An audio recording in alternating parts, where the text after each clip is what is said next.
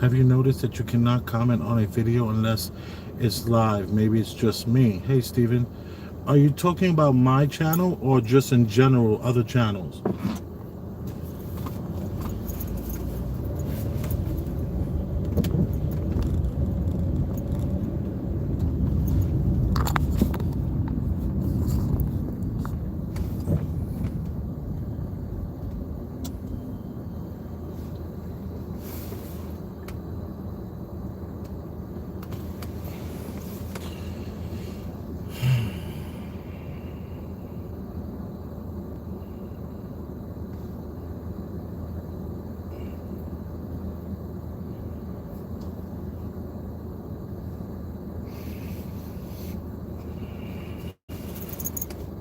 No, other channels. No, I haven't noticed that. I left a few comments on other channels today.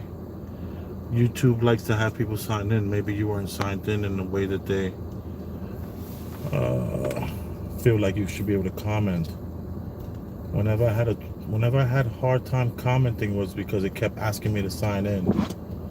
Like if I went to Facebook and someone left a link and I went on that link and it was a YouTube link, and I don't think it would even let me put the thumbs up, nor would it let me comment unless I was signed in. So maybe that could be the issue.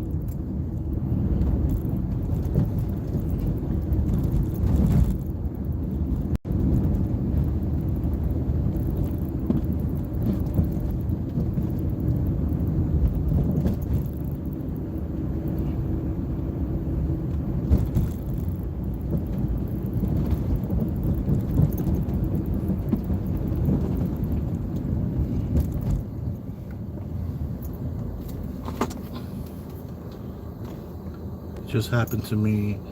I was forced to update YouTube, and now all I see is I'm only allowed to comment on the live broadcast, nowhere else. Where are you calling from? Well, not necessarily calling, but where are you from?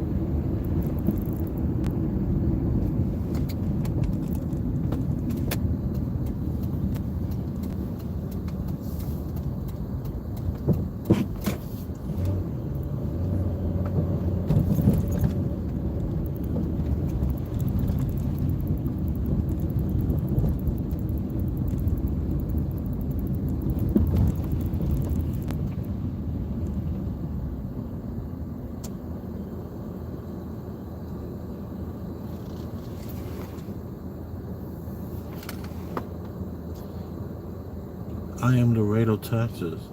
I watch you all the time. You are appreciated for that. Red face, I just missed what just happened. Your message was retracted. I don't know what was said, but how come that happened?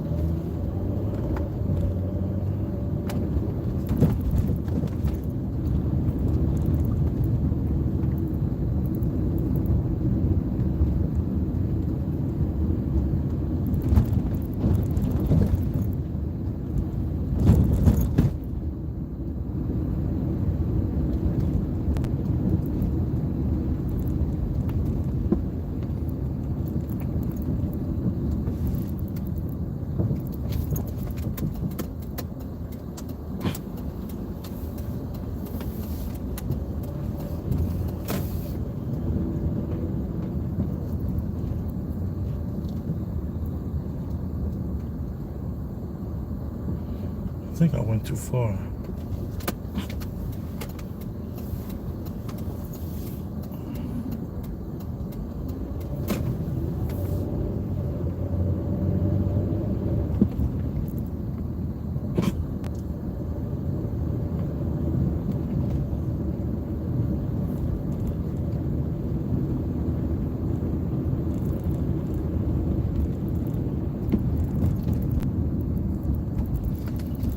They're there.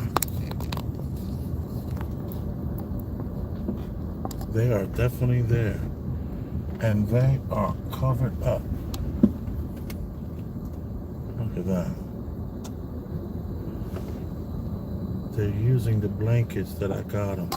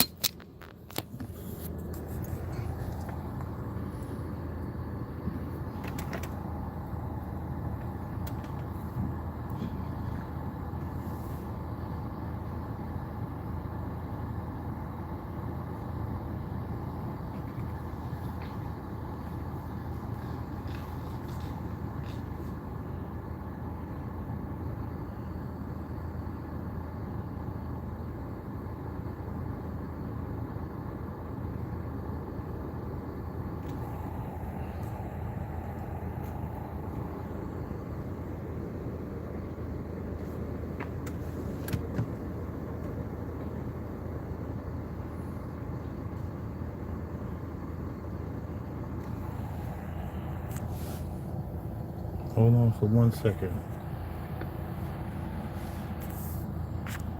Sorry about that. Actually had to take a couple of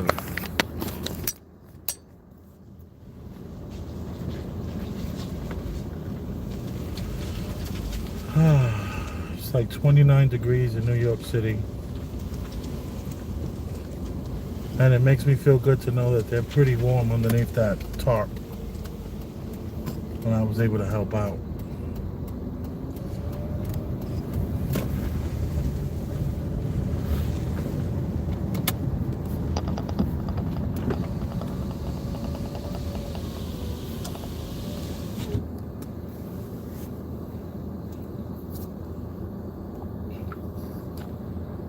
So the people that I helped out are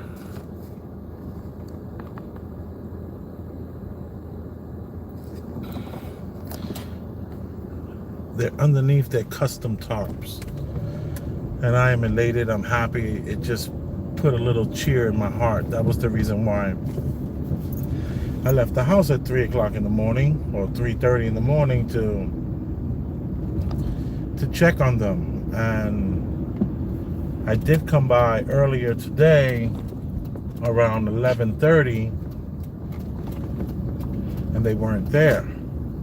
So I was thinking, being that it was 27 to 29 degrees in New York City, that possibly it was too cold for them.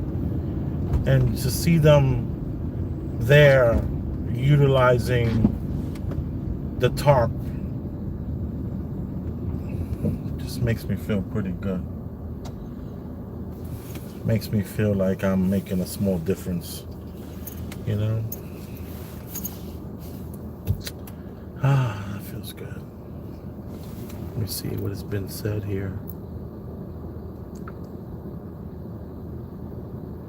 I really appreciate you helping Charles, the tall man, out. I wonder if he's from the U.S. Yeah, he sounds like a black man from the United States of America.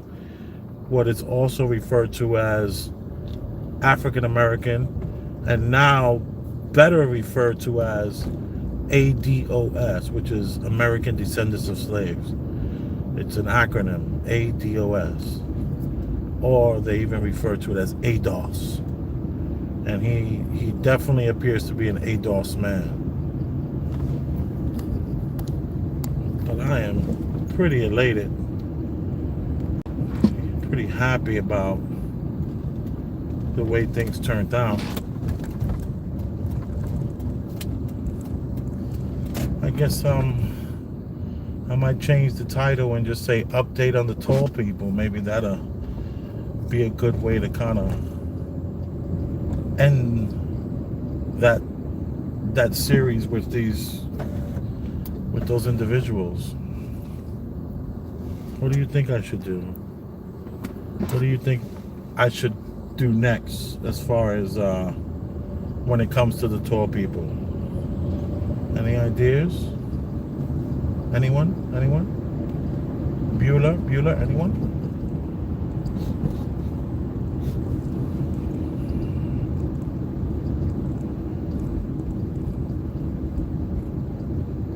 I told wifey, I was just like, I'm gonna go check on the tall people. She's like, it's like almost 3.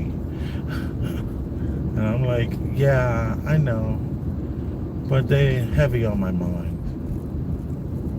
And now my mind is feeling pretty amazing.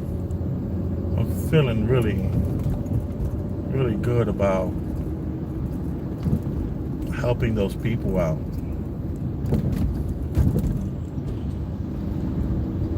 Definitely feels good.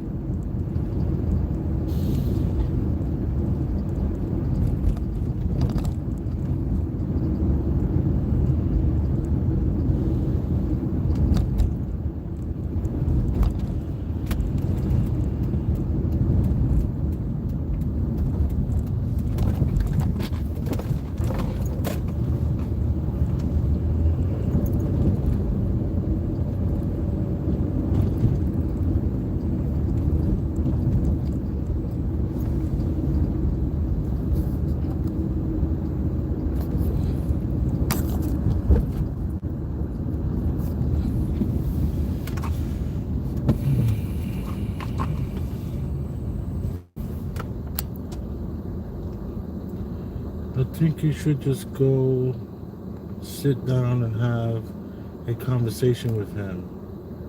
He seems like he wanted to talk. Everyone needs a friend. Do I just have a conversation with him, or do I bring you along with me for that conversation? Am I holding the phone in my hand, or do I have a tripod?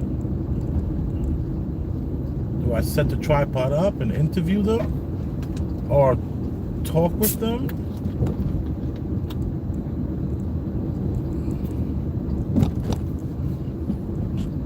Let's go through Central Park.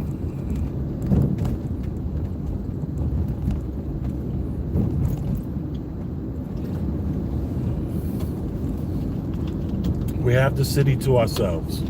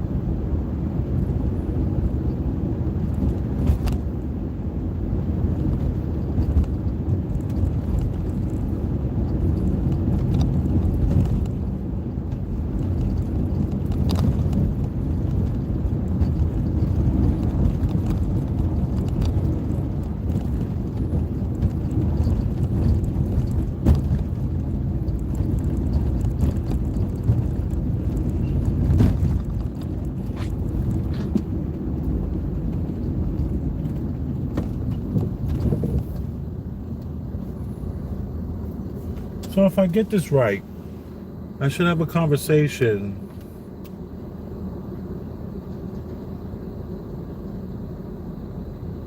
because everyone needs a friend, and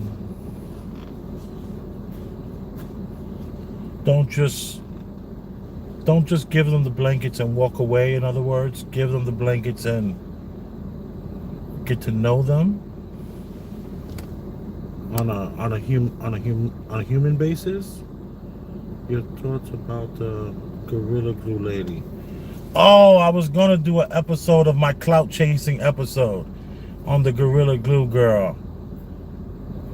I was saying I should do a quick clout chasing episode. My opinions on the Gorilla Glue girl is that she's just that stupid.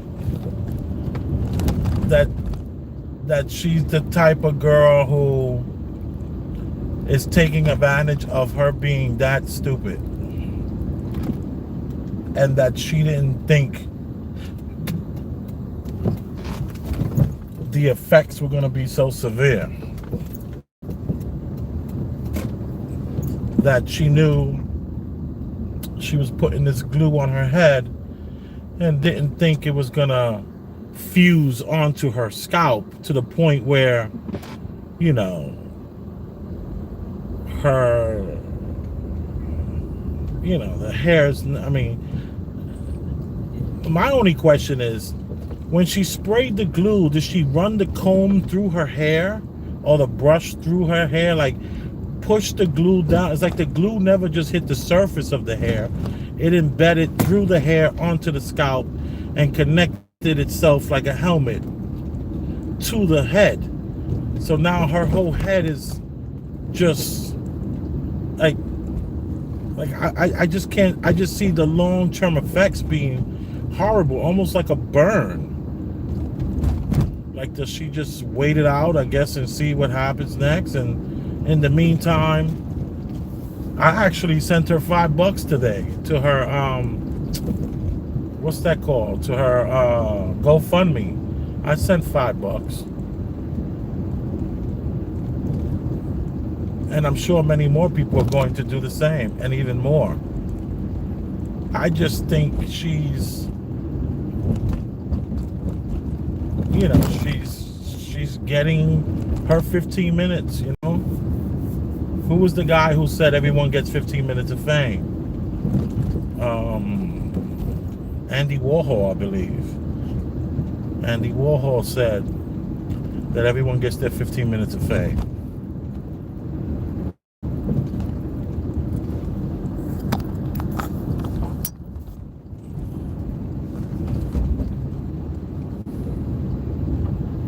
So I guess those are my thoughts on her. I hope that, throughout whatever's going on with this situation, I hope she finds some sort of happiness and some sort of contentment with her 15 minutes of fame. And I hope that she understands that this is probably all that she's going to get. This is probably, she might get on Dr. Phil. She could, Dr. Phil doesn't pay though, but it'll up her clout. She will always be remembered as the Gorilla Glue girl. So I just really hope she doesn't have long-term effects where, she's getting like an itch. Her scalp is itching her, and, she's like digging into this helmet on her head and destroying her skin, and it just could be really bad, where she's gonna, I hope she doesn't get to the point where she's gonna need some sort of what's that called when they shave off some skin off of some parts of your body, like grafting. I hope there's no grafting needed for her, but she's definitely gonna she's doing well as far as financially. Probably the best she's ever done in her life. I would like to listen and watch. Wait, let me see. I would like to listen and watch you. He may not feel comfortable. It's about respect. Wait, I would like to listen and watch, but he might not feel comfortable. It's all about respect. Correct. She's about to get paid and watch the companies change their labeling on the package. Yeah. Oh, yes. They're going to have in bold letters. Warning, warning, warning, warning. There's going to be huge warning signs on that labeling. It's so funny how she's like... You see, I'm still confused. I got some clarity today where she thought that it was some sort of hair glue. And my question is, when do you spray your hair with hair glue? Don't you spray the part where the track is going to go? And then I don't know of any aerosolized hair glue. Most of the hair glues are in these little tubes, from what I remember. Women that I knew that got weaves put in, they would, opposed to sewing the weave in, they would use hair glue. And it was like a syringe that they would pump, like a thick syringe, the size of your thumb. And they would pump those little lines into the hair for the hair glue. So for her to then just spray this, it seems very odd, but there's a part of me that believes that she's, just, very naive, truly not understanding what she's doing, not reading the labels properly, and I just, I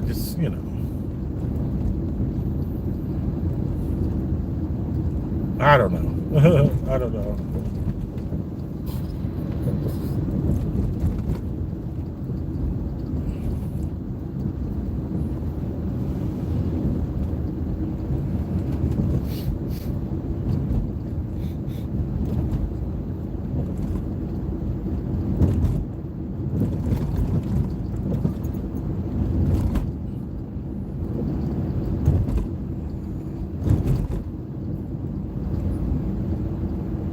This is Fifth Avenue, by the way.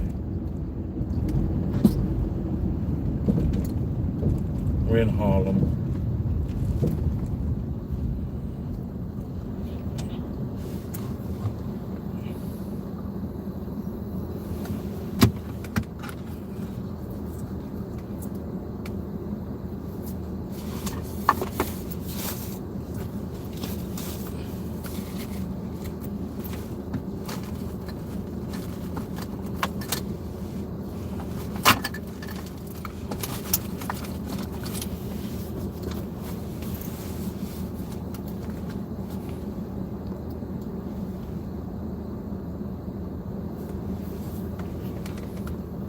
How's everything been on the East Coast? Out here in California, the governor is still telling lies. Oh, that's that Gavin Newsom guy. Yo, it is disturbing what's going on with Gavin Newsom and all those hotels and the property. Why are you honking at me, sir? This is a red light. Let me move out of this guy's way. Let him go. I'm not in a rush, sir. You too, buddy. Come on.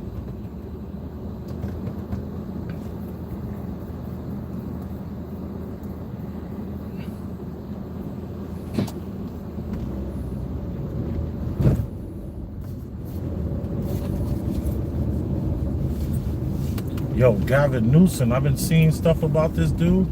It's unbelievable what's going on. It's impossible for people to think this is the governor. You know, there's like just a bunch of shady stuff with his brother and all that stuff. It just, come on, this is not one person. This is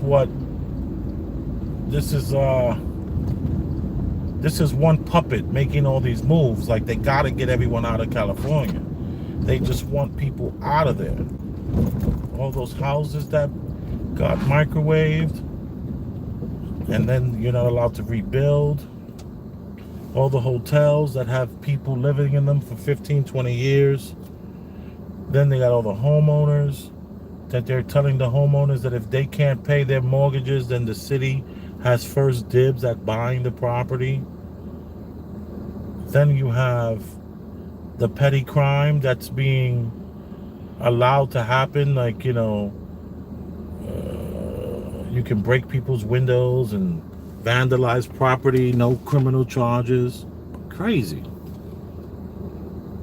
I lived in Mexico and my Spanish is not the best, especially reading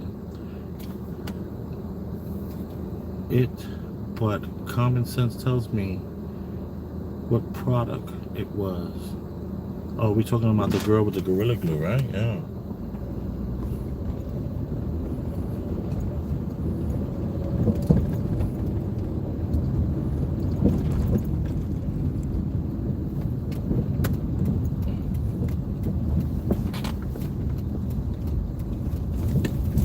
Harlem.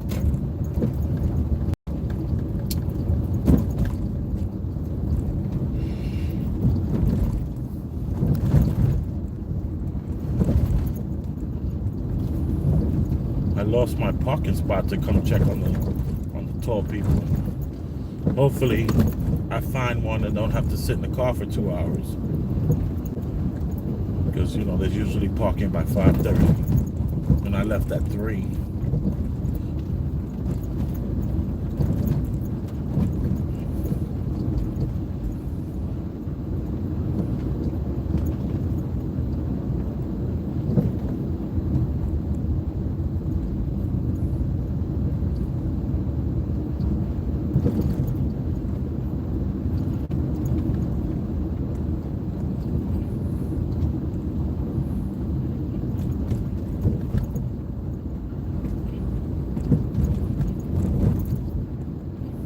Driver's Row.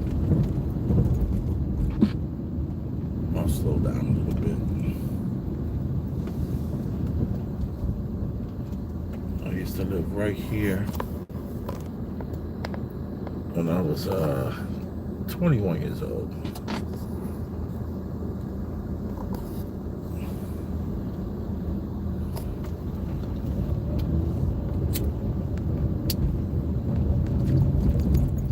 Lived there for a season.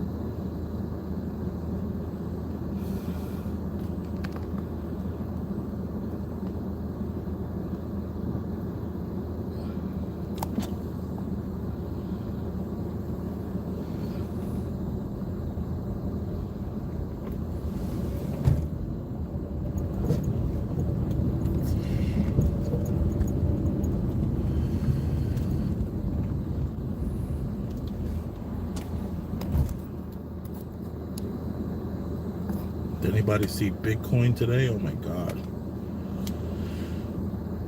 Oh man, Bitcoin today was pretty amazing.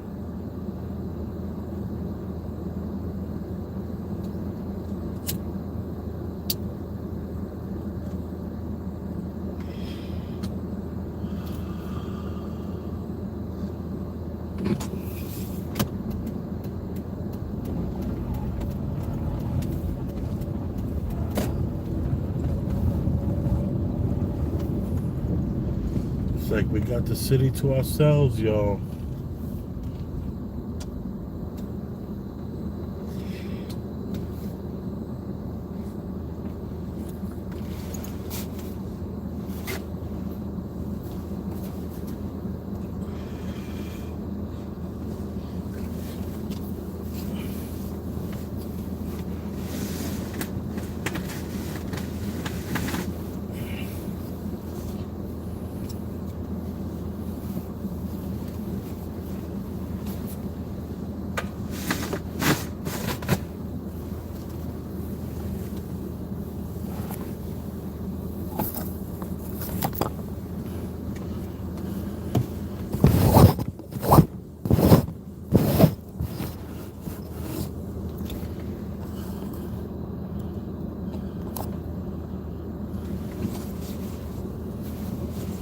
I think this car needs a new windshield, honestly.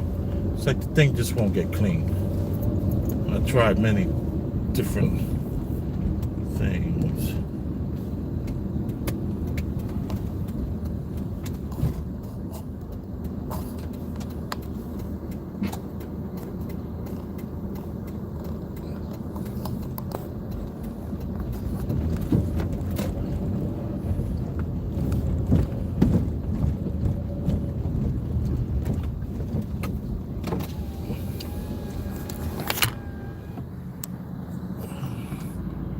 This house here, I believe this house belonged to, was this a president's house? Yeah, I believe this is one of the president's house. And this house, I actually watched them come down this hill with this house. And they were all done by those Mormons, not Mormons, what are those guys that they have the horse and buggy? Can't remember. You know what I'm talking about though. The Amish. The Amish took this house here and brought it here, but the house was around this corner. I'll take you to where the house used to be. And I watched them slowly bring that house down this hill and put it in that space right there. But the house was to the right over here. And it was so interesting to see them move the house. They were moving the house like a foot a day, slowly bringing it down the hill. It took a couple of weeks to get it to where it's at now. And then I was told that house was that was the second time it was moved. The house has been moved like twice.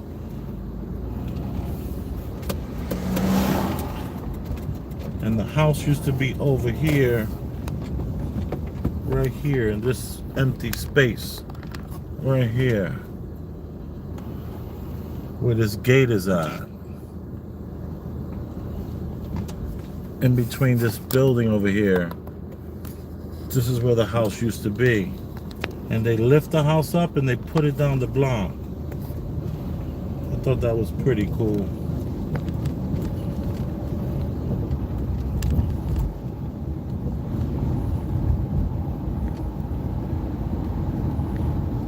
This is Convent Avenue.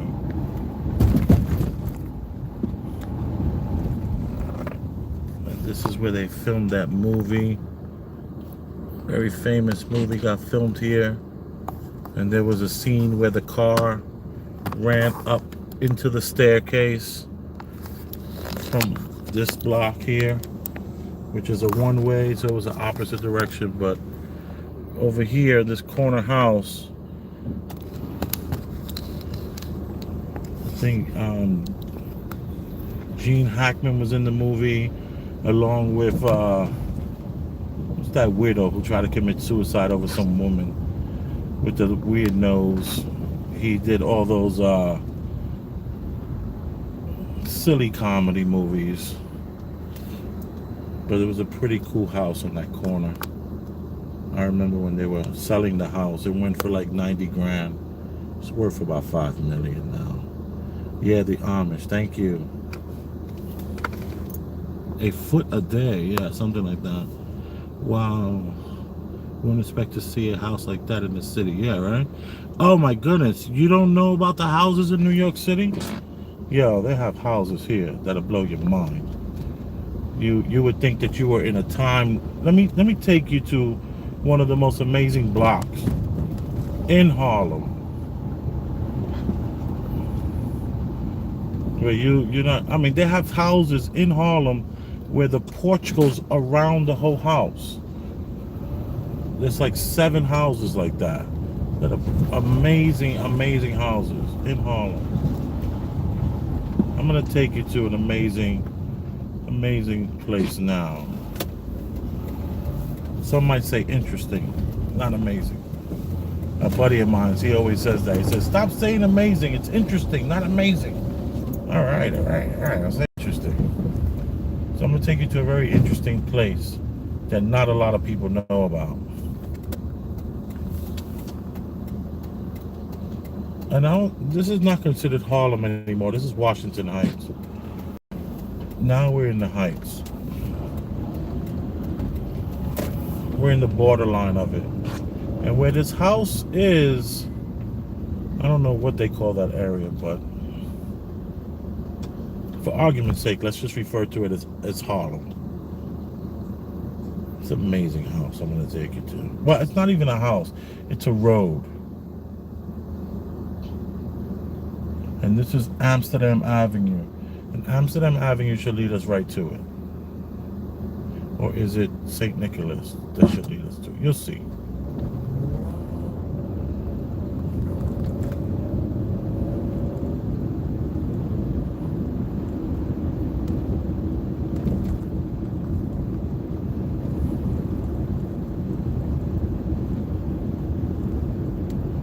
I have to look through my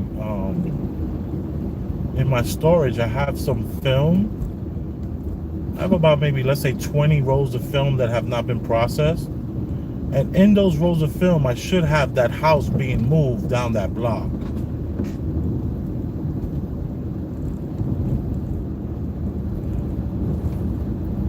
I probably have that.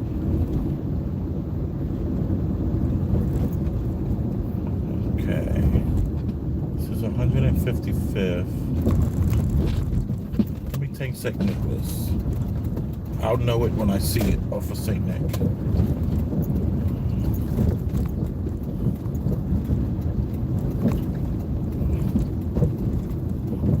And straight ahead is the Yankee Stadium in the Bronx. If we were to go straight, we would be driving towards Yankee Stadium. It's down that hill.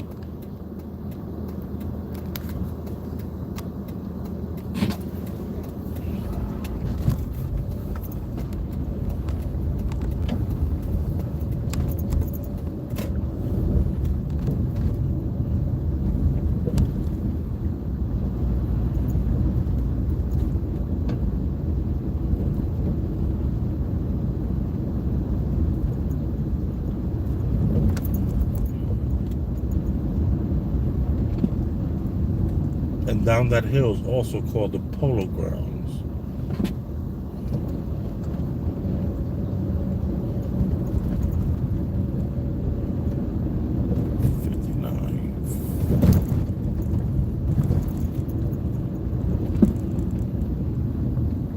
Okay. Let me put my maps out so I can see. Let's roll, chef, right? I used to run a tractor business. I wish the Amish people owned my million. I wish the Amish people owed my millions of dollars. These people pay their bills.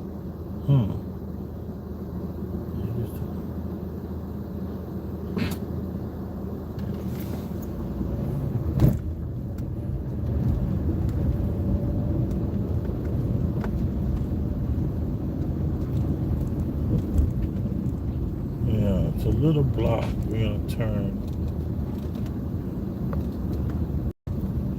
And by the way, this used to be open. All to the left is new. This little island here, and this controlling of the cars, making them turn here. This is new.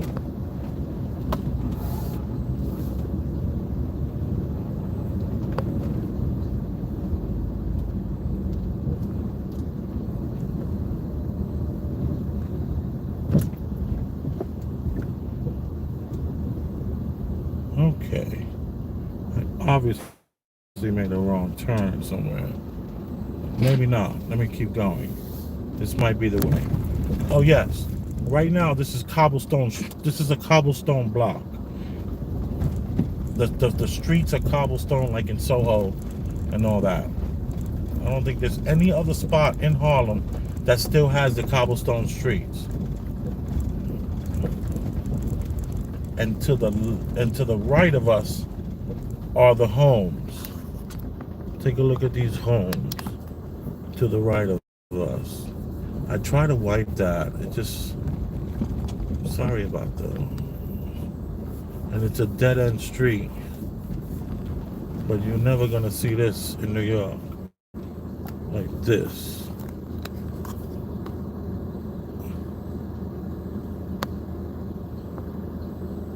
And on this block here, I think there was a president that lived on this block as well. One of these houses here too. Look at this block.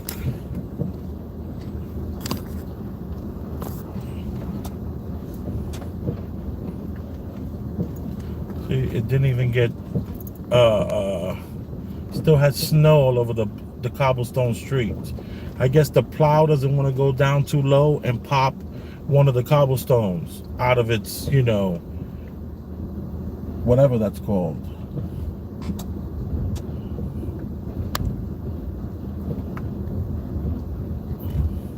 And then there's a little entrance there that'll lead to the other avenue that we just was on.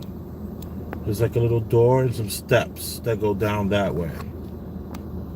And I remember during the crack era, when the whole city was all on crack and it was just like, it was like uber scary. This still maintained its what's the word I'm looking for? It was able to maintain. Wait a minute, excuse me for 1 sec. I feel like there is a cloud now. Let me wipe this.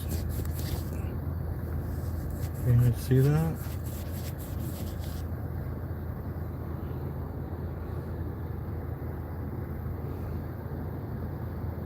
Yeah, so it's like right in this area. Feels like it's like dirty or something. I don't know.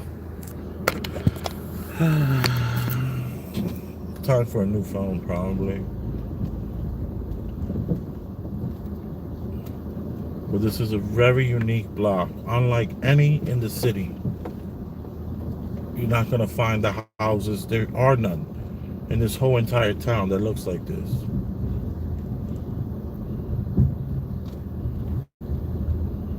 And then it's so beautiful during the daytime,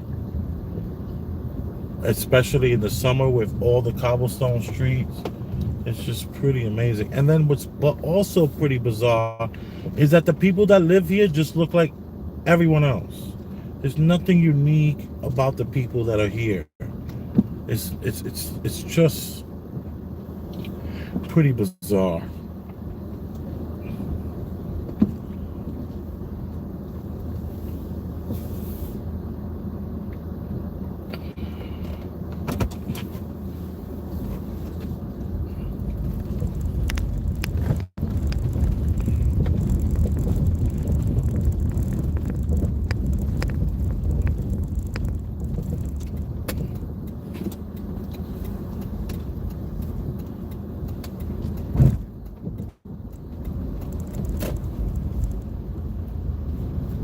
I want to thank you for joining me on this ride.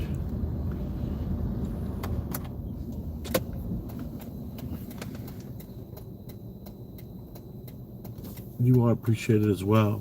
Zoo, Grizzly, Hendrix. Do many ADOS live in those homes, Elvis? I don't know. I honestly do not know. I would not be surprised if you'll find an assortment of folk there, because every time I've gone there, it's just like, oh, okay, it's just like regular people there. So I'm sure there's some ADOS there, and there's some, Caucasians there, maybe even some Dominicans there. It just wouldn't surprise me. It looks bizarre, the housing, but the people still look like New Yorkers. They don't look like gentrifiers or hipsters. They just look very bland and very ordinary from what I've seen.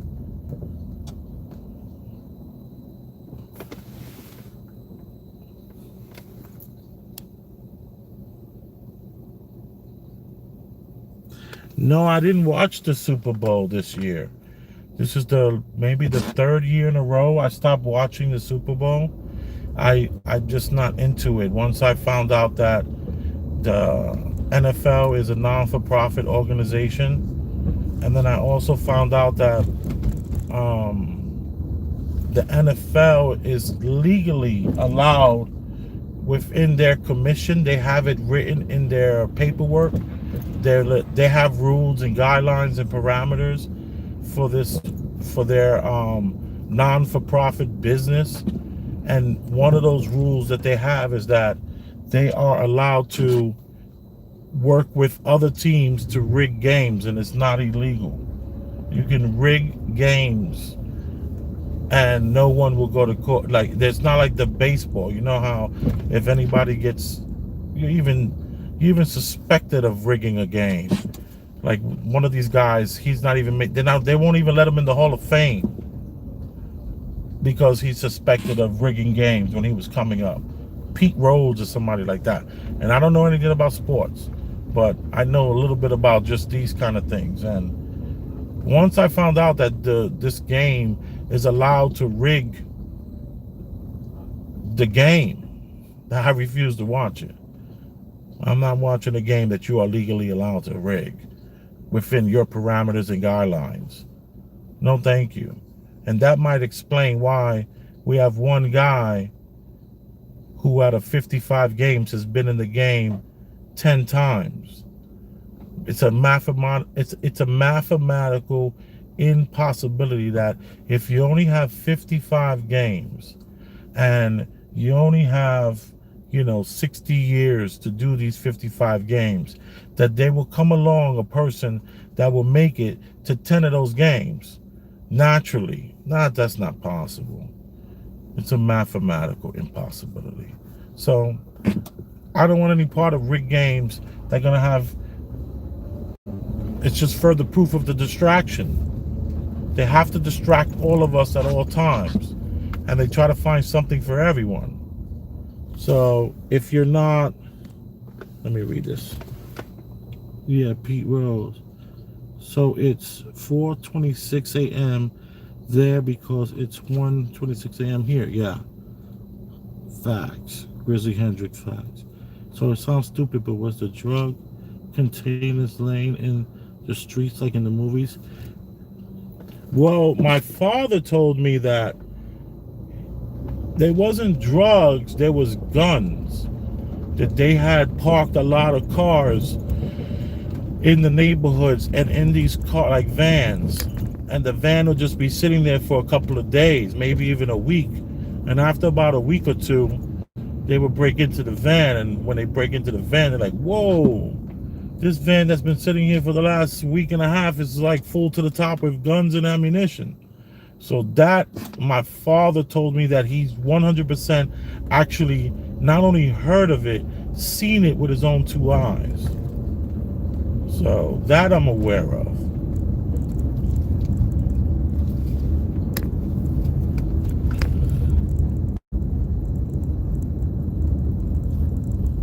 They stay cheating for Brady. See, I don't know. I don't even know anything about that. It's It's not possible. It's not possible that you only got 55 games and this guy's been in 10 of them. How's that? That's not possible.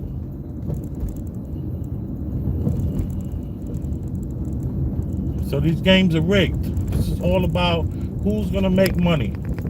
And then don't forget, when you have a lot of money, you become very, very powerful, and you become very, very, like, these guys, these owners of these teams are probably the most ruthless, vicious people you're ever going to meet. Who, like the Cowboys, when they won all those years, you know, like, they were probably like scary at a boardroom meeting. You didn't know if you was going to get hit upside the head with a stick. And I'm sure certain, you know, certain people are ostracized. Maybe that's why certain teams will never make it to those games, because they're just not allowing them. They're blackballing them or whatever have you. It's not because they don't have the players. The players don't have the ability to make it and win it. I'm sure that's some of it, but it's controlled. It's your distraction. They need to distract you, and in the process, they need to feed you a whole bunch of crap and have you spending massive amounts of money. More chickens die during that time of the year than probably any other time.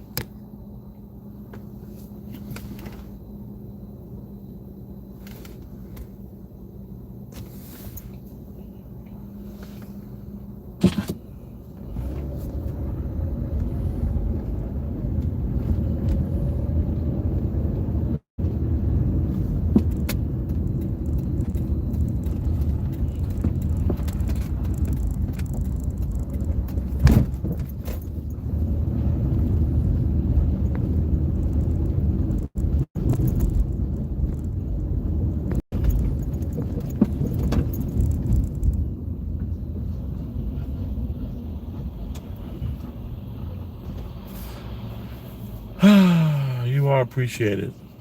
I mean that.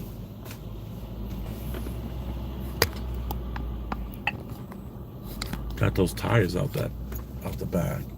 I started to have these visions of, like, God forbid I'm in an accident and those big huge tires have to be moved forward. I don't want to be hurt, you know. So I haven't switched them with the Excursion yet, but that'll happen as soon as the snow clears up and all that kind of stuff. So thank you for tuning in. You are appreciated, like always. More people showed up. Now I feel like I should not leave.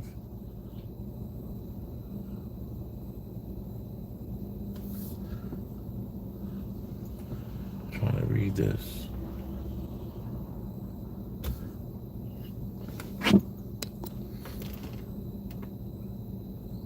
And they be doing their little secret ceremonies on the numbers. Ooh, I'm sure.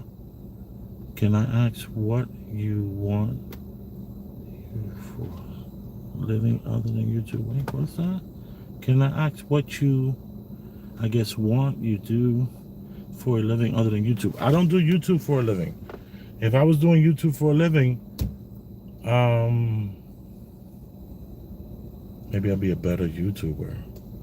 Maybe I'll be more dedicated. But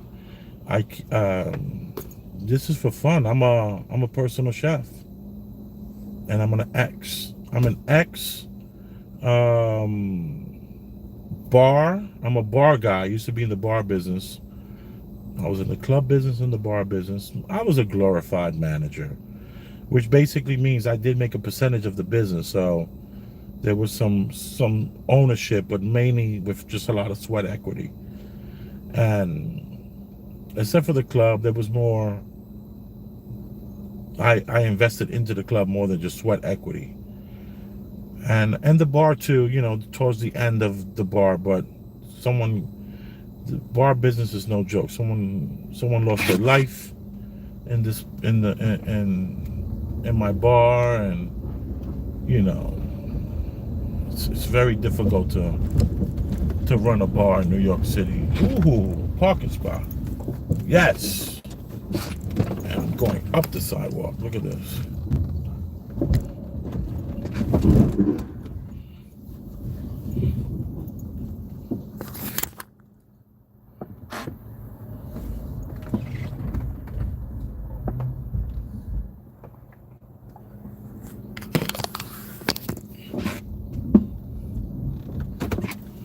I am very happy about this spot.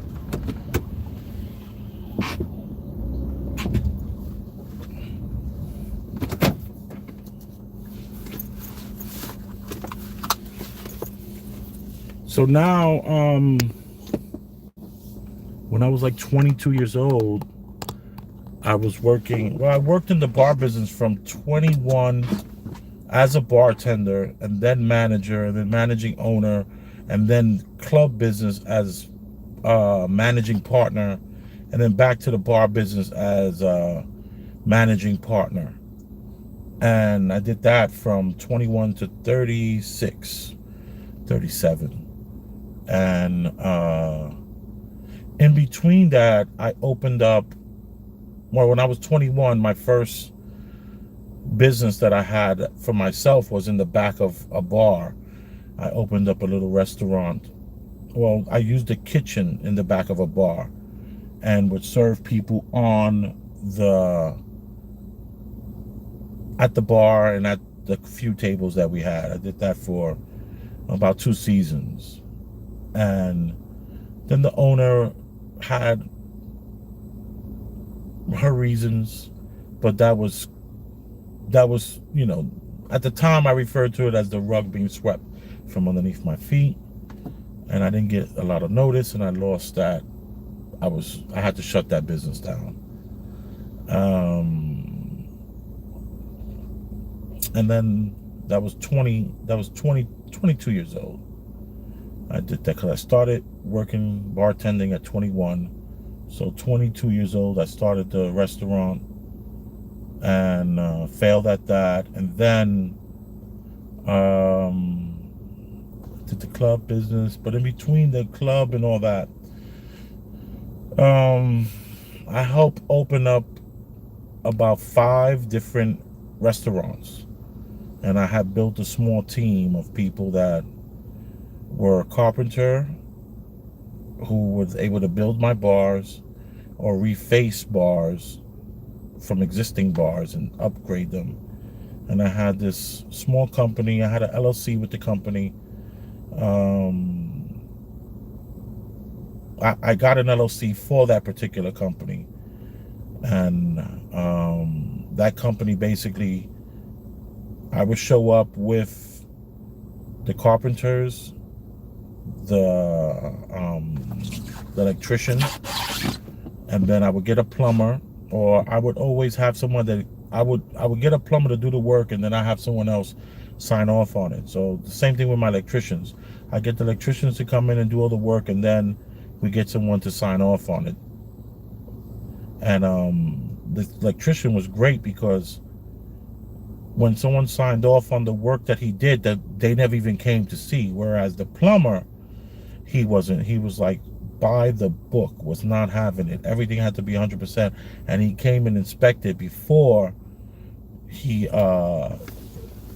came and inspected before he did any of the work, or before he signed the paperwork. And he had to have his balance before he signed the paperwork. Whereas my electrician, they didn't mind if I pieced them off, $5,000 now, $5,000 later, and it was not a problem. And they would sign off on the job because that electrician trusts the people that was doing the job. And they just happened to be my personal friends. We were really, really good friends. So, and then I was the designer and builder, and then I was able to come in and I was able to train the staff, and I did that in that period. I've done that 5 to 7, 8 times. And then I got into the pizzeria business, where a guy that I knew said that he was going to open up 7 pizzerias. He's like, I'm going to open up 7 pizzerias. It's better to open up 7 because I'm only going to make, he was estimating that he was going to make $3,000 on each of the pizzerias per day. So he wanted to open 7 at one time. And he needed somebody who can handle the logistics of equipment and all that kind of stuff. And then he ran into a small little snag, and I was able to get in with him and help him out of a jam and get a percentage. And he was even allowing me to have my accountant meet up with his accountant, and they would have lunch together, and he would just be like, yo dude, everything he's giving you is legit, it's up and up. And that accountant I still have. He's been my accountant since I was 21. I trust and respect him. And when I was audited by Workman's Comp and the IRS, he really came through and helped me out, because I wound up opening up, once I learned the business of the pizzeria business by helping out this friend who opened up 7 pizzerias, which all of them are all gone. I opened up my own pizzeria, and I did that for like 5 years, and finally sold the pizzeria at the biggest discount. No one, no one has money. I know no one that I know has money, and I was very angry for quite some time over that. Like every single person knew to come to me if they needed some help. But if I needed any help, it was like, oh man, I don't got it, baby girl, she going to college now. I gotta, it was like everyone had every excuse. I had no help. So I did that. I struggled with that for a lot of years. It became more of a job than a business. And I think that's the worst thing in the world, is to have something disguising itself as a business, but it's just a job. Yeah, and I was killing myself. And then this guy comes into my pizzeria one night,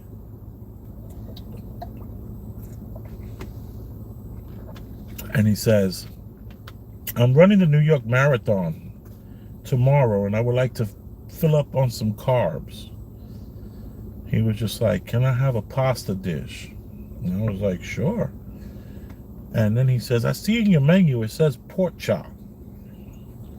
And I was like, yeah, that kind of was an afterthought, and it's like put in a weird space. And it was $7 for the pork chop. So he's like, can I have a pasta dish with the pork chop?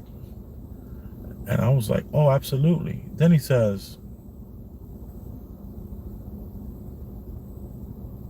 then I say to him, how would you like your pork chop cooked?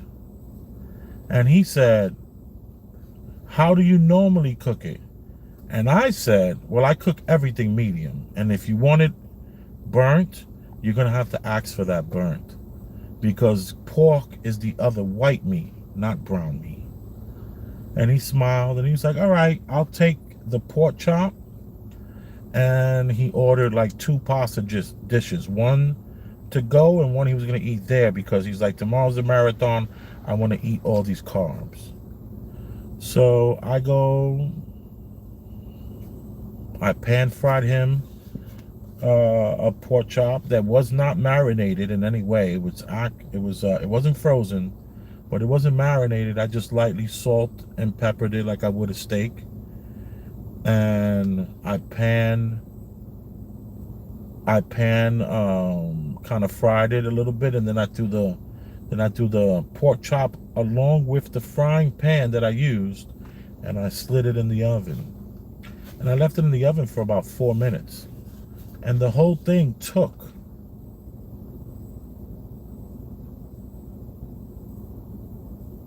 like 7-8 minutes. His dish was done, plated, because I used to have these cool plates. And he said he wanted to sit at the pizzeria, which was only counter space. So he sat at the counter space on the chair. He eats the pork chop.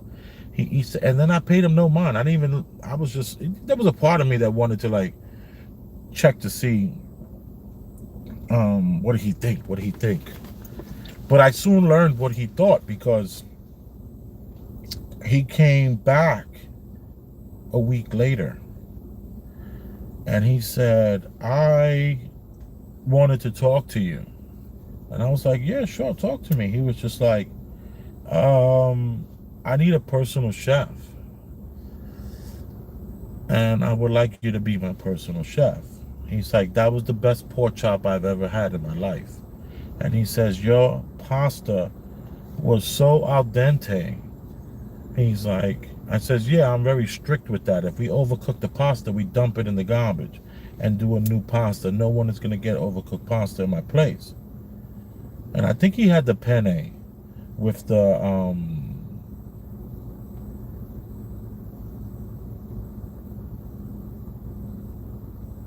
pesto, the pesto. And I used to make the pesto fresh with the pine nuts there. And I told him, I was like, you know, do you eat nuts? I have pine nuts. I make it fresh with pine nuts. And he was just like, sure, I like that. Let's try that. And I made him the penne with the pesto and then the pork chop. And to go, he wound up getting he wound up getting the ziti with, what's that called on top? Parmesan cheese and stuff like that. He said it was for somebody else. So the guy basically came back and offered me a job I couldn't refuse. You know, it was better for me to work for this man as a private personal chef than for me to work in that pizzeria, own that pizzeria, and kill myself for 16 hours a day. So of course I had to hire a manager and all that kind of stuff, and I was paying somebody, you know, they call him pizza man. Like in New York City, a pizza man makes minimum of $750. You're not going to find a pizza man for less than $750. And for the $750, what you get is 5 to 6 days, 10 to 12 hours a day from a person's labor. But that's going to cost you the minimum $750. And the maximum, not maximum, but then you can find a really good one for $1,500.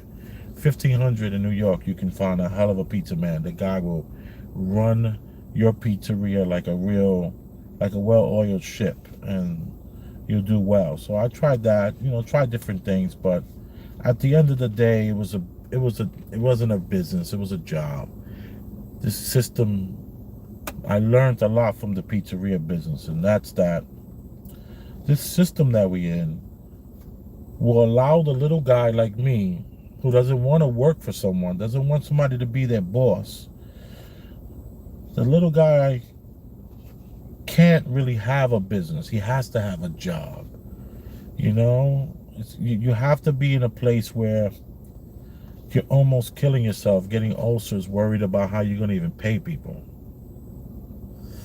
It was very stressful. And it never really made any money like it should have. You know, I never could crack I could never break past $1,500 a day. No matter how much I tried, the neighborhood was just too poor. You know, and they'd rather go to Little Caesars. It was a long-winded rant there. Let me see. Big Elvis thought you had a pizzeria shop before too. Yeah, I did. Well said, Steve. Maybe I missed that. Let me go back up.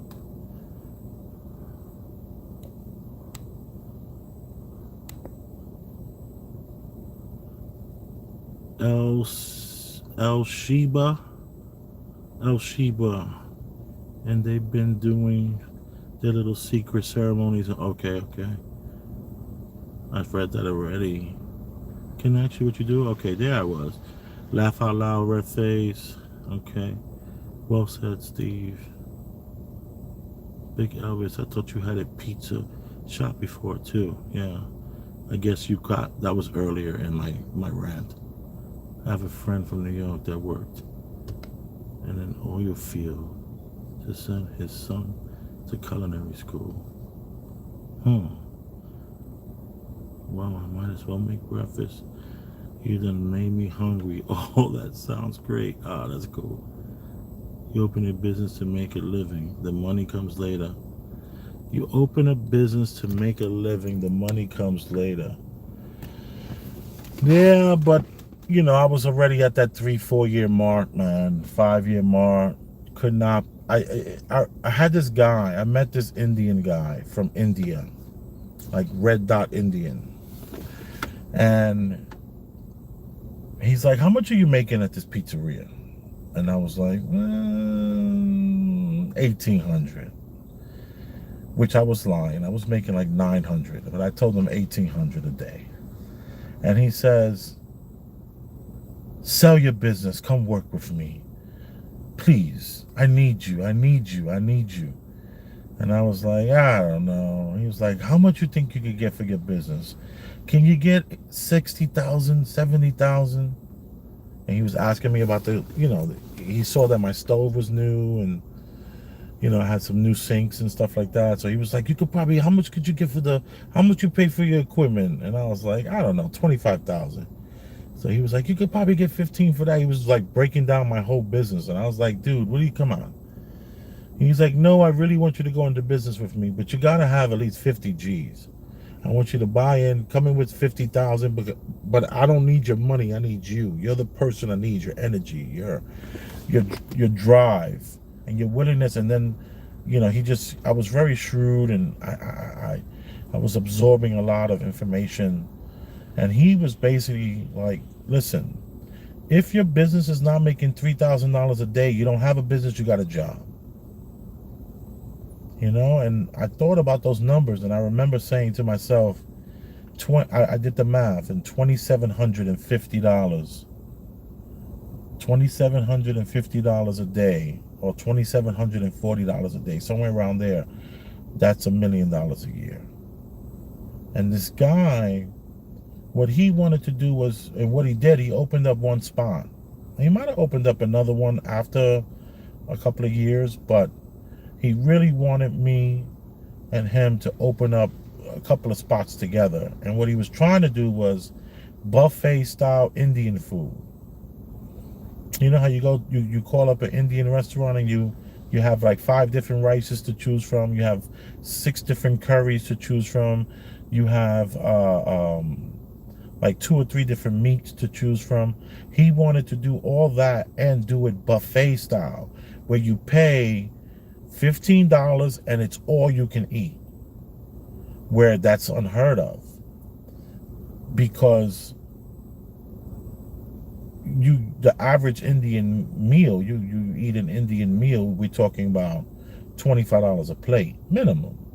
He was bringing it down to 15 and having all you can eat, and his business was doing well. He wasn't at the $3,000 mark at the time, but he just needed someone like me that was going to come in there and regulate and run the business, hardcore, where shrinkage was going to be very low, and then with buffets, spillage would be very low. And I learned a lot from talking with this man, but I didn't move on it. I didn't, so those are all the businesses that I failed at. But I finally got into the stock market in 2020, and that has changed my life. Bitcoin, that has changed my life. So all those years of hard working and busting my butt, the pandemic has been like the great thing that happened to me. Someone wants my spot. The pandemic has been like a great thing that's happened, because it's allowed me to not take the money that I got from the pizzeria. That's a guy in front of me about to move his car.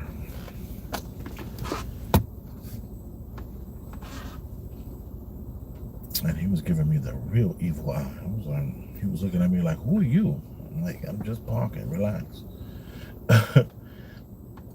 I'm just parked talking to my phone.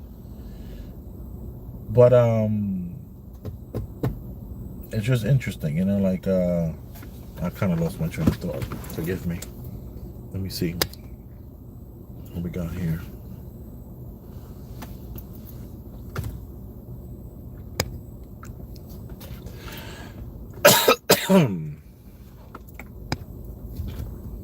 You open a business to make a living. The money comes later. Okay, yeah, I went through that already. Yeah, it just wasn't enough money, man. It just wasn't enough money. Being a personal chef, worked out so much better, because I was able to take vacations. When they took a vacation, I could take a vacation. So that's what it was brilliant. It was beautiful. And it was a family of 4, I didn't put in 50 hours a week. I put in something like 35, 30. It was beautiful. Most money I ever made in my life.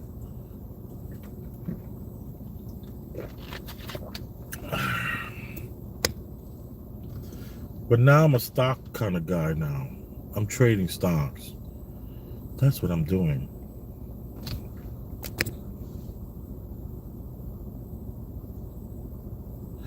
What do you think of online businesses? Yeah, I think online businesses are cool. I'm feeling like this might not be a good spot. This might be for 7 a.m. for cars. 7, since there's 2 spots now. I'll take a chance and ride around. But there's a school here. And this school, it says 7 to 4, no parking. So I can't park here. I was so excited.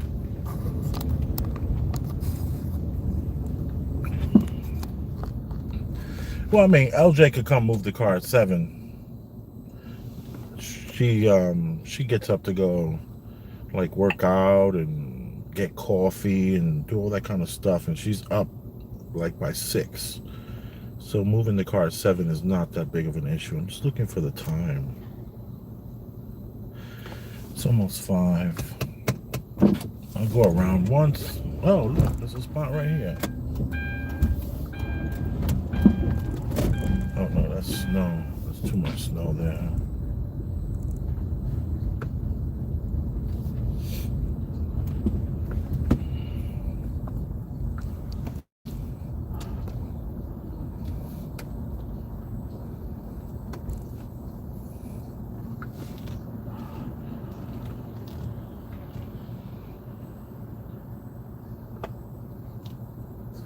You are appreciated though. Thank you for tuning in. Been on here for quite some time. Oh, wasn't I answering a question? Oh, online businesses. What kind of online business? That's so broad. That stroke is so broad.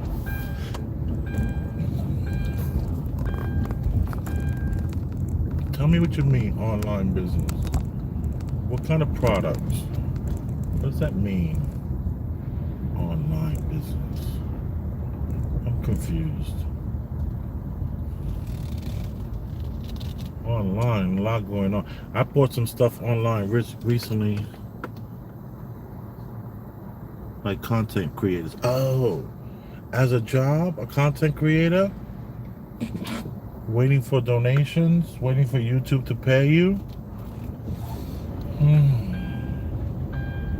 Dedicating your life to becoming a YouTuber.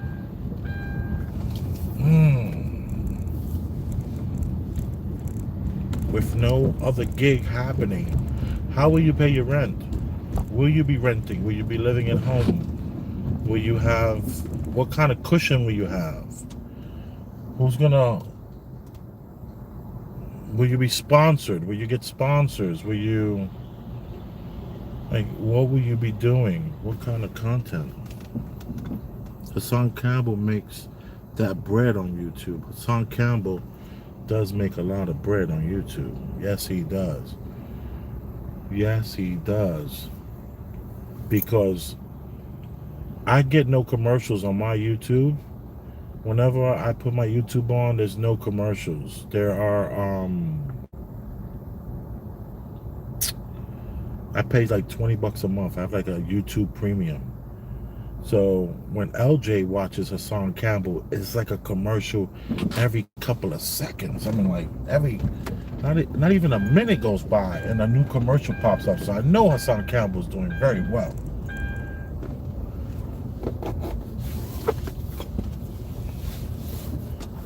But how much bread could Hassan Campbell be making? I mean, the guy, what is he doing? 30,000 hits per video? Is he are they monetize?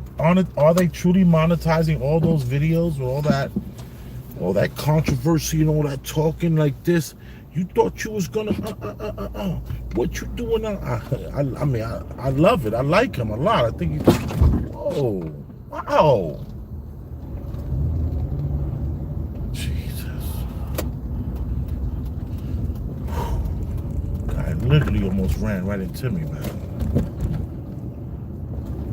Trying to turn onto the highway when he's supposed to. What are you doing, sir? So, I don't know. See, what happened with Hassan Campbell was that he grabbed a lot of people that suffered from child abuse. So Hassan Campbell's doing very well because he's getting all these numbers from people watching him. I see no sponsorships whatsoever. He has no sponsors. And then his clothing, that's not sponsored. That the clothing he wear, it looks like it's straight off of, Third Avenue. And I say that respectfully. I like Third Avenue stores, but it looks like he's shopping in the Bronx. He's buying oversized clothes still. He hasn't moved in with the trends. He's like a baggy jean kind of guy still.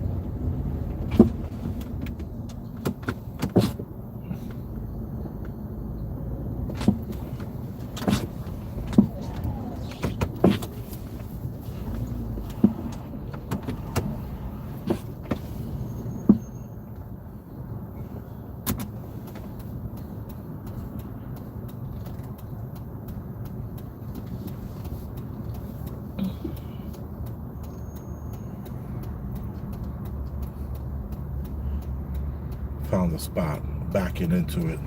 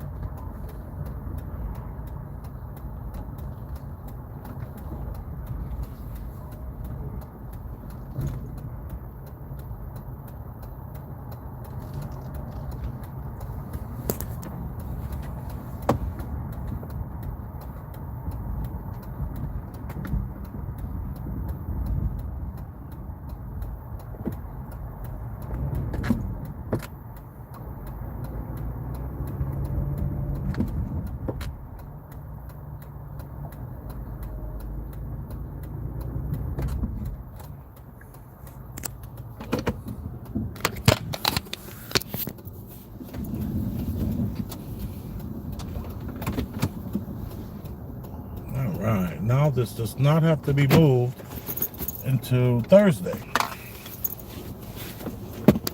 at 9:30. So I'm perfect. Boom. See that? Now LJ doesn't have to move the car. And life is good. So, what was I saying? I was talking about how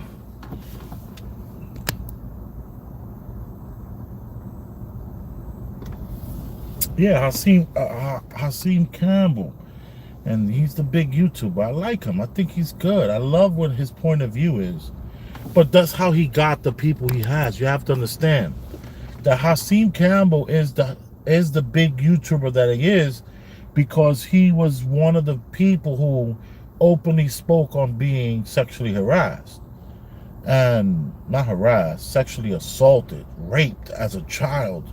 He's coming from out of that, being raped as a child and talking about it. And then he's coming at the world where when you look at him, he's rough and tough and he's talking all this gangster stuff. But what he's really trying to do is get the rough and tough guys to wake the hell up. So that point of view is like tons of women relate to him, because they have men that are suffering from being these thugs that they don't want to be anymore. He has a whole group of men that suffer from child abuse as children, and they remember the pain. Like, he talks about the pain of, what happened to him. And if that's how his numbers are so up, because that kind of a pain is so real, people can relate to it, and not too many men are being honest about what has happened to them. So if you want to get you some, you know, Hakeem Campbell money, you're gonna have to really touch the people with that kind of experience, you know, and that's what makes him so authentic. But yet he has no sponsors, so his money coming from YouTube, is all of that being even monetized properly? I don't know. And then I know he takes a lot of stuff off of Instagram and puts it on YouTube, so I don't know. But if you want to become a content creator, you want to get Hakeem Campbell money, you know, you're going to have to put in that work. You're going to have to put in, you know, what's the formula? The formula that I do not follow the formula. I'm not a good YouTuber when it comes to the formula. And that formula is you should be putting out minimum of 3 videos a day for nothing less than 6 months. And then it'll start to turn for you, because I talk about this, that we're possibly living in a reality generating machine that's not going to reward mediocrity. You want to keep the AI interested, you got to be doing interesting things. So if you want to be catapulted forward into this YouTube world, then you have to be very consistent. You have to put in the work. 3 videos a week minimum for 6 months. And then after that, you should be doing a video a day minimum. And then after that, within a year, you will now you'll get your break. You'll have your Kevin Samuels moment, and it takes about 3 years.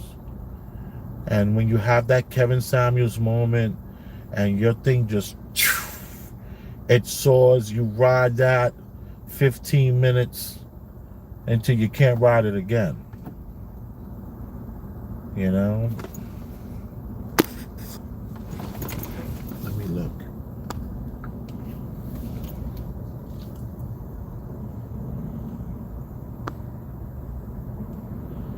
I think one of his commercials, he keeps clean, so he can be monetized money. I hope so, yeah. Fact, 3 vids a day at least. Facts, 3 vids a day, yeah. Kevin Samuels getting the good money. Yeah, Kevin Samuels is making money off of YouTube, and he's making money off of his supporters that happen to be rich guys with a lot of money. You know, so his supporters are dropping $300 to $500 per episode on him. And that's not including his YouTube. So Kevin Samuels is popping, but it took him years to get to where he's at, and it's all an evolution. It's all you're evolving, and it takes a lot of work to get the AI interested in you. It takes a lot of work, because a lot of the stuff, like when you go to YouTube, they have trending, which I never press. I don't watch any trending videos. And then you have what you have subscribed to. Let me lock my door. Somebody's walking a little too close to me. Hardworking man. Let me see. Yes, Kevin Samuels worked up to that. And Kevin Samuels, he was like talking about fashion. He was talking about footwear. He was talking about fragrances, and footwear. And these actually, Kevin Samuels has the same exact pair as these that I have on. Good thing with me is I have 10 years of these black dark frames popping. So this look is not necessarily his, but these are the same exact ones that he wears. And I love Kevin Samuels. I listen to him all the time. You know, he got my woman doing workouts in the morning. She's like, I need to get my body right, you know? So thank you, Kevin Samuels. It's so late. time for me to go home. Anything else? Anybody else has anything they want to know? Yeah, so you got to put in those videos every week. What's your YouTube gonna be about? How are you gonna get sponsors? How are you gonna get people to like? I haven't gotten a super chat, not a super chat, but I haven't gotten a donation in a week. The last donation I got was, I got 3 $25 donations from 3 different people when I was doing the blankets for the tall people. I haven't seen anything after that. And before that,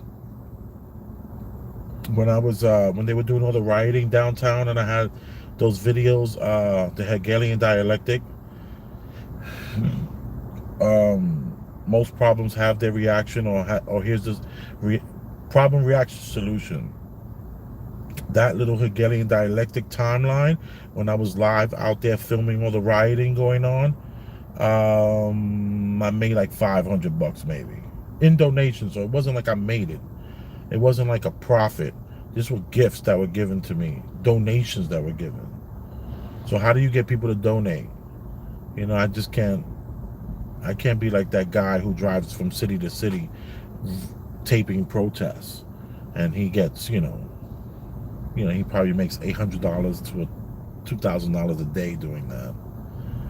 Just driving around all over the country to wherever the protests are. I think there's money in interviews. Ooh, like Vlad. Ooh, yes. Yes. Yes. There is money in interviews. And there's also money in cars. Like, if you take a car and you transform it into a different thing, or, that kind of pimp my ride stuff, that does very well on YouTube. A lot of sponsors, because you're dealing with oil, you're dealing with transmission fluid, you're dealing with, so many different things that these companies want to get involved in. Shocks and this and that.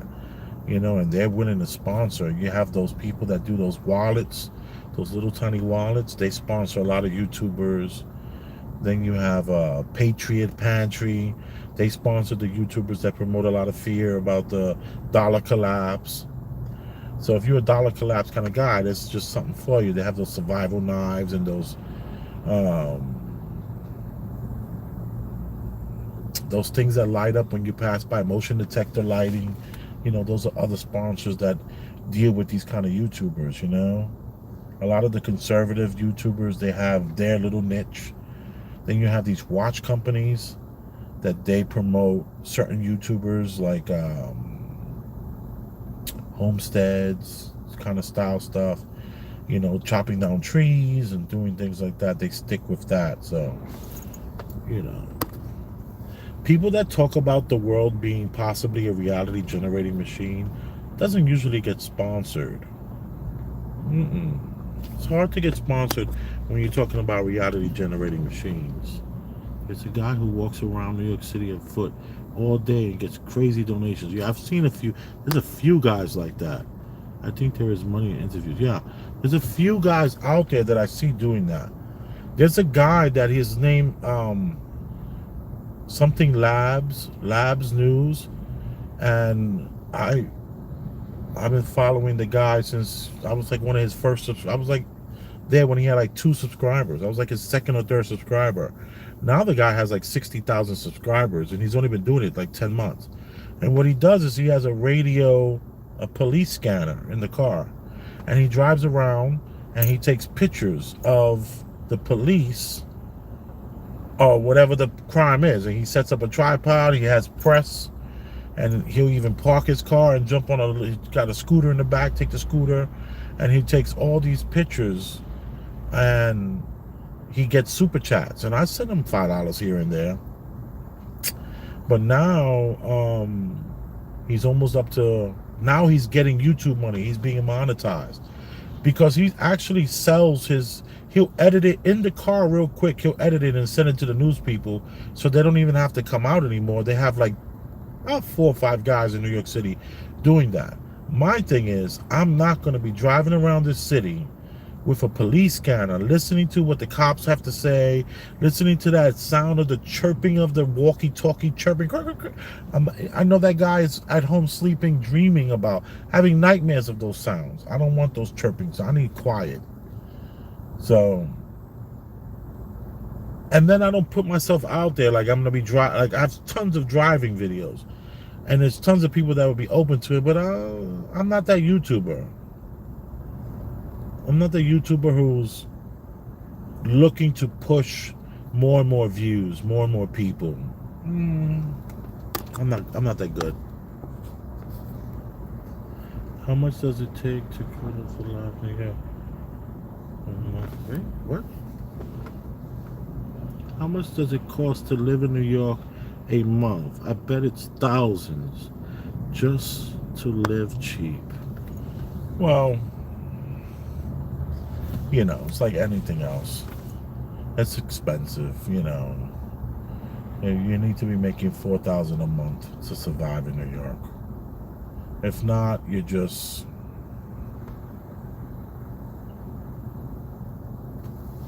you know, and $4,000 a month is like, it's like the minimum to truly survive. And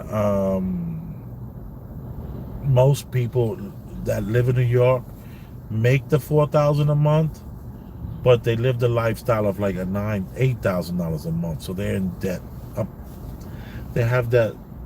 A friend of mine's referred to it as the piano hanging over your head. My friend Kyle, he told me that the other day. It's like people just walking around with the piano over their head like it's no big deal, and they live their life like that. That's New York. People are not just driving Toyotas and, you know, no, they're driving foreign cars that they can't afford and living in apartments with balconies and amenities, and I don't know how they're doing it, you know. But as long as you got that, what's that called? Direct deposit, they let you in. You're a direct deposit kind of guy? No problem. We'll give you an apartment.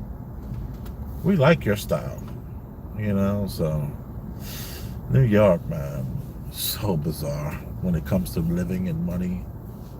And I don't know, it's expensive. You're gonna get up and you're gonna work.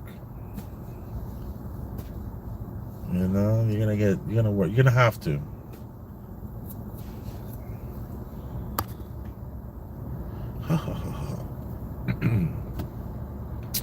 I'm gonna say goodnight.